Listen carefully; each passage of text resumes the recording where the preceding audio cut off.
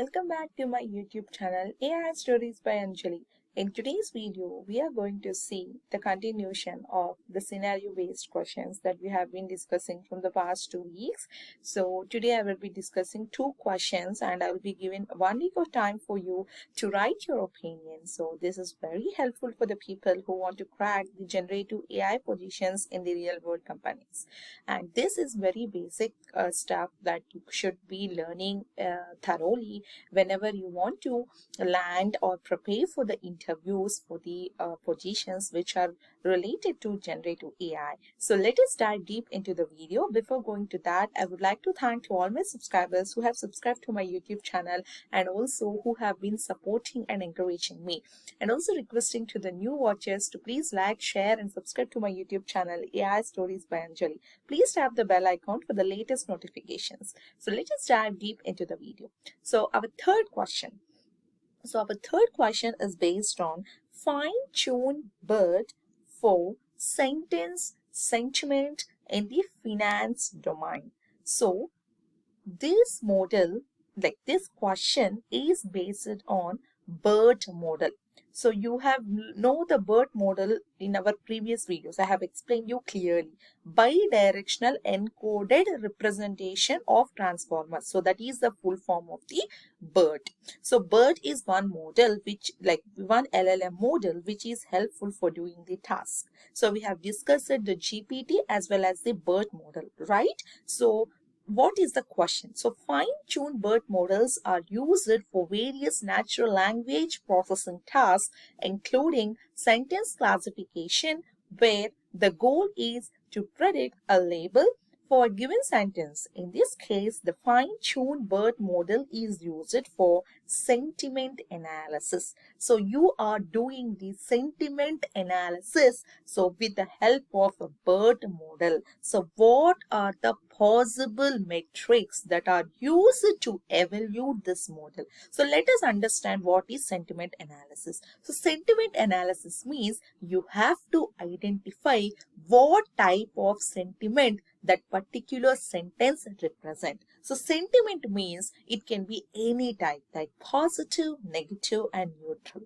So for example, what is natural language processing? So this is one of the prior question that you should understand before going to deal with this question. So natural language processing means whatever the language that the humans are speaking, that should be processed by the machine.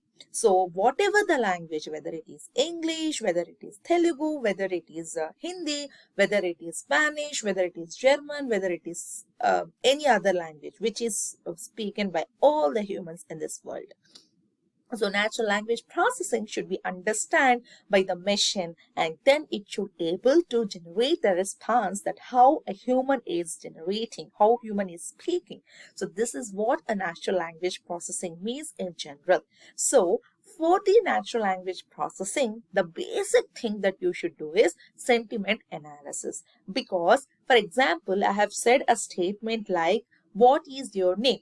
So what is your name means you have to tell your name. So what kind of sentence it is, whether it is a positive, whether it is a negative, or whether it is a neutral. So it's a neutral thing. Okay. Suppose, oh my God, what happened? It's really hectic. So what kind of the sentence is? It's a negative sentence. Not like so it terms seems to be negative, right? Because it's a hectic, or all these words resembles it's a negative. And congratulations, you have passed the exam. So where is the party? So this is a positive question. So that means a sentence should be understood and should be termed either positive, negative or neutral. So then only we can get some information about that particular text. Right? So this is what a sentiment analysis deals with. So in any natural language processing or in any text related projects, the first thing is sentiment analysis, so that we can get some information about that particular text, what it is representing and what kind of context it is, and how it is like how it seems to be, like whether it's a positive, whether it's a negative, or whether it's a neutral. Got it? So for this particular thing, what kind of metrics that you will use to evaluate the model? So this is your question. So think and comment in the comment section. So we will be discussing that in our next video. Okay. So the next fourth question, neural machine translation model. So our question is about neural machine translation model. So first thing, what is translation? So translation means converting the text in one language to the other language. So that means suppose you have a text which is in English. So you have to translate that English text to some other language of your native. So suppose you are converting that English language to Telugu language, or suppose you are converting the English language to the German language or the Spanish language, etc. So that is the translation. So that itself is there in our Google also, right? So not only Google, anywhere it's there. So of course, sometimes the chatbot is also generating like that. So there are multiple models. Example, GPT itself. Suppose if you give something like, how are you? And ask the GPT to write in Canada, German, Spanish, etc. It is doing, right? So that is about the translation. So neural machine translation models are employed for translating the text from one language to other and often using the sequence to sequence architecture. So in this case, the model is trained to translate from French language to the English language. So you have a model, it is translating the language of French into the English. So what kind of metrics that you will use for evaluating that model?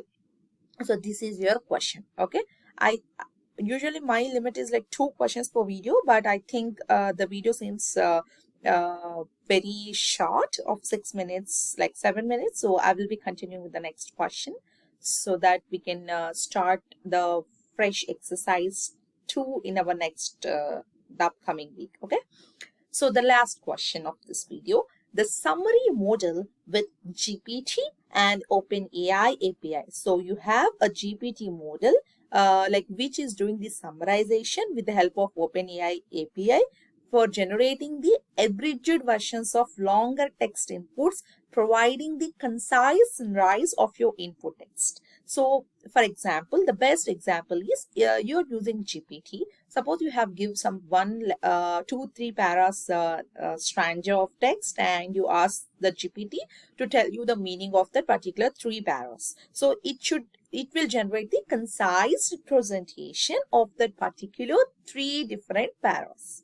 Okay, so the concise representation is very important of that particular text, because you don't want to read everything of that particular text, right? You just want to grasp the important information what that particular text is generating, what that particular text is representing, so that you can easily grasp the summary of that, right? So you're asking the GPT to generate the summary of the particular text. So it is doing. So this is one model. Okay. So you're using the GPT model with the help of OpenAI API. So this is what we already seen in our previous videos, the coding and all we have seen. Okay.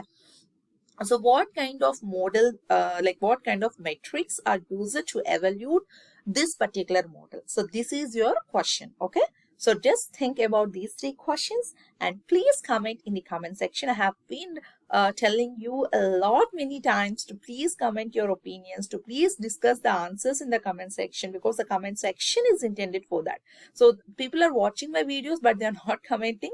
Of course, if you comment and if you tell your answers, I can correct you. Like if you're making any wrong or anything, you can I can explain you and I can tell you clearly how you can represent your answers, because I have seen so many people, they know the subject but they can't able to deliver them properly to the people, like to the interviewer. So that is very important, right? And also I want to know how far you're thinking and how far my videos have been helping the students for getting or understanding the language, like the generative AI lessons. So this is very helpful and very important for scenario based interviews. So Please guys, please comment in the comment section of your answers. So definitely in the next week videos, we will be discussing the answers for this, and I will be announcing the people who have guessed it right in our next week video. So please comment in the comment section. It's very helpful and also help me to stay motivated and do some interesting topics for all the people who have been watching and supporting me. So please support and please comment in the comment section. And thank you so much. I hope this video is very helpful. So let's stay tuned and we'll be meeting in our next week video. Thank you all.